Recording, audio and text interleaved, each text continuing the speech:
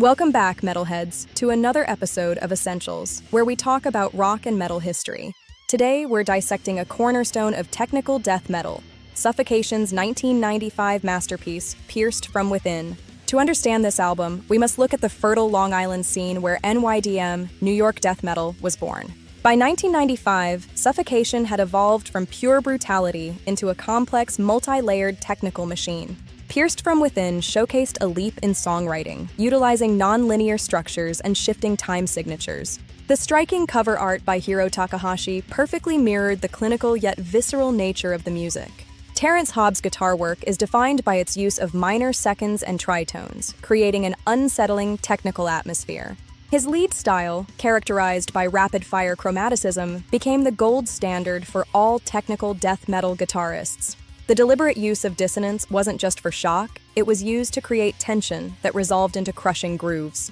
Doug Bone's percussion on this record was revolutionary, particularly his use of precise, high-speed blast beats. He anchored the complex guitar riffs with polyrhythmic fills that shifted the listener's sense of timing constantly. Chris Richards provided a technical low end that mirrored the guitars, adding a layer of density often missing in early death metal. Frank Mullen's vocals evolved here, focusing on deeper, more resonant gutturals that remained surprisingly rhythmic. His signature hand chop during live sets wasn't just a gimmick, it was a visual marker for the band's complex rhythm changes. Tracks like Thrones of Blood demonstrated their ability to blend technicality with massive, slow-motion slam grooves. In many ways, this album codified the slam subgenre, though Suffocation maintained a level of technicality few could match. Depths of Depravity showcased their melodic sensibilities, dark, minor key melodies hidden within the technical chaos. The band traveled to the legendary Morrisound recording in Tampa, Florida, to work with master producer Scott Burns. Scott Burns' production allowed for a clinical clarity where every technical riff and drum fill was audible and distinct. This was a major shift from the wall of sound approach, favoring precision and separation of instruments. The subsequent world tour cemented their reputation as a band that could replicate these complex structures flawlessly in a live setting.